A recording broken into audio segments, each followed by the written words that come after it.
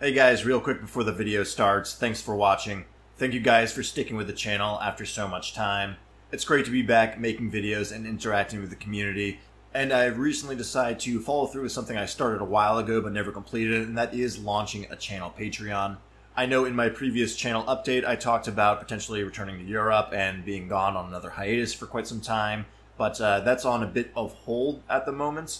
Good things have happened to me. I've been having a wonderful time lately, and for the foreseeable future I will be able to continue producing videos at the pace I have been this last month or so. And if my financial situation and work situation and moving situation works with it, I can hopefully get those numbers back up to once a week or twice a week videos. And I'm looking into getting into live stream and stuff like that. The equipment I'm working with here is quite dated. I'm working off my old laptop. I do not have a newer PC at the moment. My work studio does not have the best acoustics. I know I've been having audio trouble with my videos for, well, since I've returned, really. I've been honing in and tweaking my videos and audio to try and get it sorted out to the best of my ability. So please, in the comment section down below, let me know how the video sounds on your end. Be descriptive of what is wrong or what's right with it. I definitely want to make sure my production value is up to snuff. As for the Patreon, right now it's going to give you early access to videos. Basically, whenever I finish recording and editing them, I'll upload them straight to there alongside YouTube, and they'll be available immediately, while I usually schedule the YouTube ones for certain days of the week and certain hours for the algorithm. I'm also looking into launching a Discord and doing potential live streams, stuff like that. Again, gotta sort out a lot of technical issues, but we'll see how it rolls. And again, any monetary support through there is going to help me give up more hours at work and put those hours into the channel itself. And any contribution you can make is greatly, greatly appreciated. The community support is a very big reason why I came back and started uploading again, and I hope I can continue to provide you guys the content that you want to see. Hello and welcome back to another episode of Hollywood Wargaming. Today, by popular demand, we are doing a how to build Italian infantry box set video. Warlord Games has graced us with a bountiful new surplus of Italian plastic models, which does a fantastic job of representing some of the more recognizable uniforms that fought for the Italians in World War II, notably the black shirts, Alpini, and Bersaglieri, all of which have their own unique box offered by Warlord Games.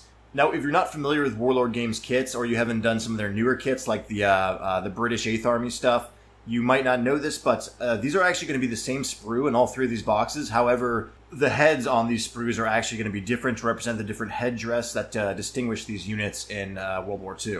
So with your black shirts, you're going to be getting your standard field caps and helmets there, while the Alpini mountain troops are going to get that lovely little cap with a feather in it, and the Bersaglieri, of course, are going to get their iconic black plumed hats and helmets. And of course, it's worth mentioning that you can always make the regular black shirts as standard Italian infantry. They don't necessarily have to be the black shirts themselves. And you are able to mix and match these kits in your Italian collection and field them all alongside each other. Or, of course, make a totally thematic army and have all Bersaglieri or all Alpini mountain forces. Now, I actually kind of thought I was finished with these how to build X infantry box sets for a while, because for a lot of the factions in this game, it does kind of just revert to that early mid-war squad makeup, which is going to be your sergeant with a submachine gun and then one LMG. Pretty much like your standard British infantry box build that I did a while back. And I did say for people to refer back to that, but these videos are pretty fun, they're pretty easy to make, and I'm very happy to do the visuals for them. People seem to really like them, so I am very happy to oblige. However, a few quick disclaimers here. First of all, this is going to be units from your standard Armies of book. I'm not getting into any wacky campaign book units. These videos are for people who are either just getting into the faction itself or getting into the game entirely, and the idea of these videos is to make the most use of your standard box set to get a nice backbone, a nice core of models that you can build lists from.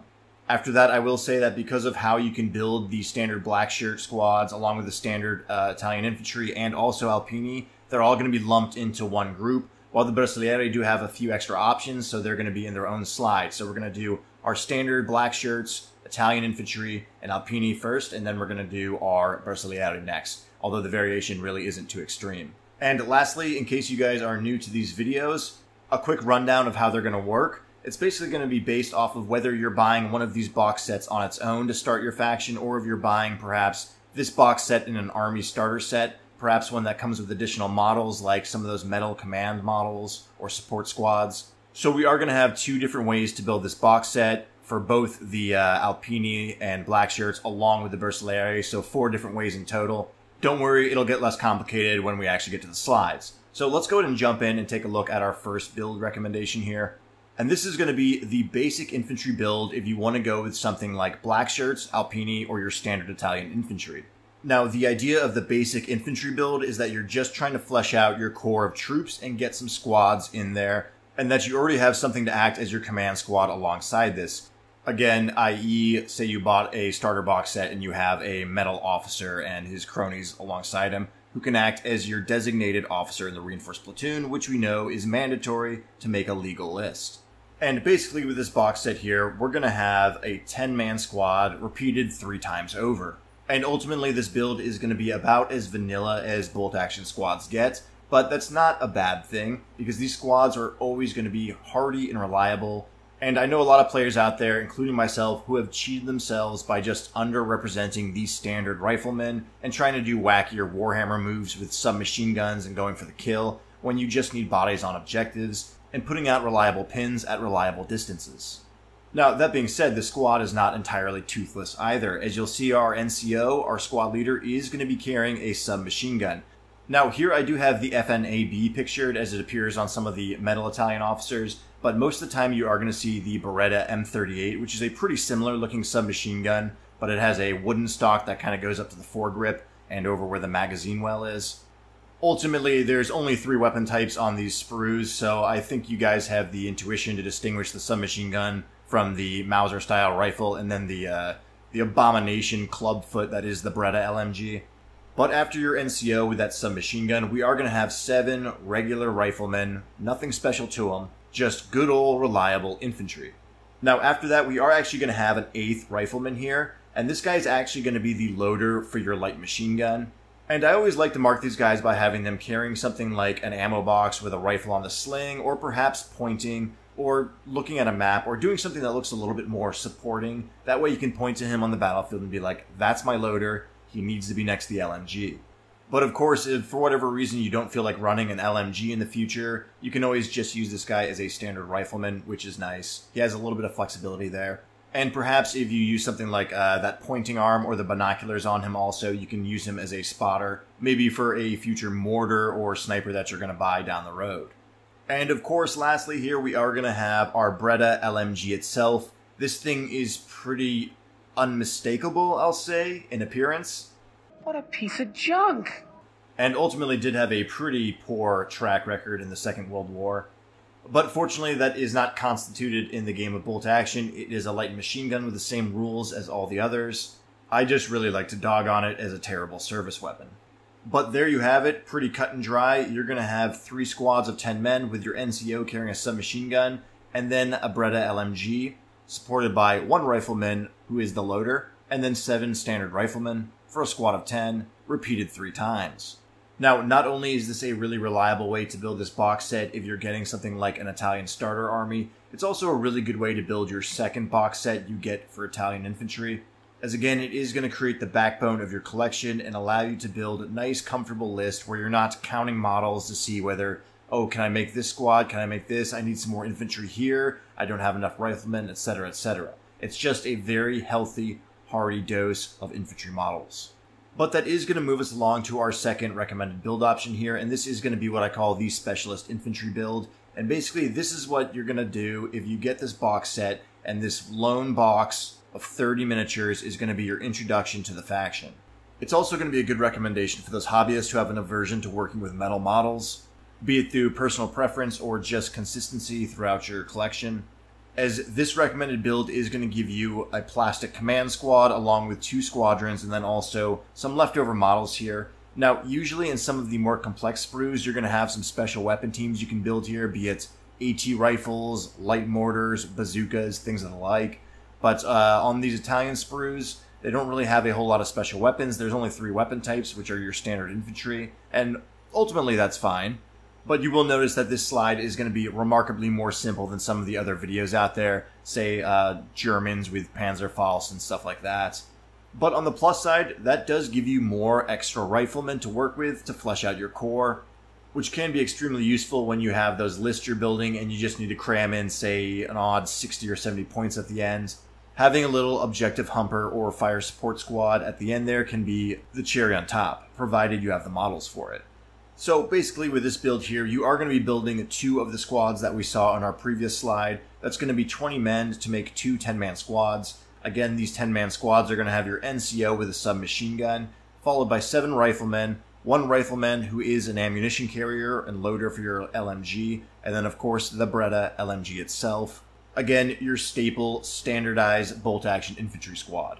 After that, we're going to have 10 remaining models here, and basically what we're going to do is we're going to break apart that 10-man squad, create a smaller fire support or auxiliary squad, and then also make a 3-man command squad.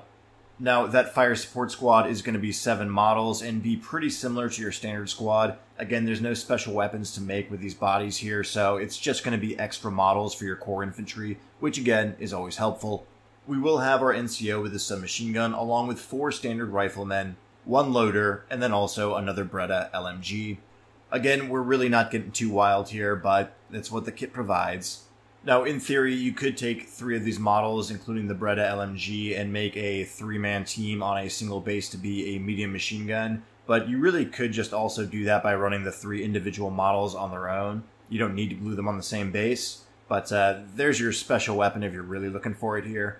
Overall, nothing too fancy. But lastly, we are going to have our 3-man command squad, one of which is going to be an officer who, naturally, you want to give him the little Italian hand signal hand. You got to do it, really. But as always with this head honcho officer, I do usually like to model them with cooler things like pistols and whistles and binoculars and things like that. You don't necessarily need to give him a submachine gun. Most players are going to be perfectly cool understanding that, hey, this is your commander, he holds a pistol, but it counts as a submachine gun because it's free, and why in God's earth would you ever take a pistol over a submachine gun? It's a rule of cool thing that I think everyone playing bolt action is understanding and okay with. So building your box set this way is going to give you a command squad along with 2 full infantry squads and then a smaller unit that you can use as either fire support or backfield objective humpers. And I gotta say, it is actually kind of liberating to not have so many overwhelming options of weapons and kits to try and equip these guys with, because it can get a little overwhelming for WYSIWYG. And I think having just a regular rifleman squad, slightly shrunk down to 7 guys, is something that's actually going to really help newer players in their early matches. And that is going to be how I recommend you build your units out of both the regular Italian infantry box sets, aka the black shirt box sets, and also the Alpini box sets. Much like the Bersaglieri, the Alpini are veteran elite troops in bolt action, however they do not have a very unique kit for how to build the squad, hence lumping all these units together. But now we are going to move along to the Bersaglieri, who are going to have a little bit more customization with how you can build the squad with special weapons, but overall is very similar, and again they are coming off more or less the exact same sprue, just with various different heads. And first up here we will start with our basic infantry build once again. Here you are going to see your 10-man squad with your NCO carrying that submachine gun, followed up by 5 standard riflemen, and then we're actually going to have 2 riflemen as loaders and then 2 Beretta LMGs, which is going to greatly increase the outgoing firepower of the Bersaglieri squad here. However, note that this will be a rather expensive squad coming in at 183 points, but you will have a rather hardy veteran squad here putting out a respectable 15 shots, 8 of which will poke out to range 36 inches, 5 of which will hit at 24, and then of course the submachine gun is going to give you 2 shots at 12 inches with assault and tough fighters in case you get bogged down in close combat. Now, there's a lot of different ways to field elite infantry in bolt action, and you don't always need to run a full veteran force. In theory, let's say you bought one of these Bersaglieri box sets alongside a black shirt box set, and you want to have kind of a mixed force of regular and veteran infantry. You can always pirate some of those standard Italian infantry heads off of your black shirt sprue, and maybe make one of these 3-man squads into a regular Italian infantry squad, which would just be the same squad with 1 less light machine gun and loader. And that would definitely help keep your force a little bit more balanced in the points department. But if you're dead set on running an elite force and you really want people to feel the wrath of the Bersaglieri, go ahead and kit them out as you see here with 6 LMGs out of this box set. Personally, I tend to run my German Grenadiers as 10-man squads with 2 submachine guns and 2 LMGs, and I'll usually run 2 of those guys in a game alongside some other infantry who can be a bit more chaff. And when those elite Grenadier units really dig in and sink their teeth into the enemies, it can be a major headache for my opponents. But it is a little bit different there with the buzzsaw keyword.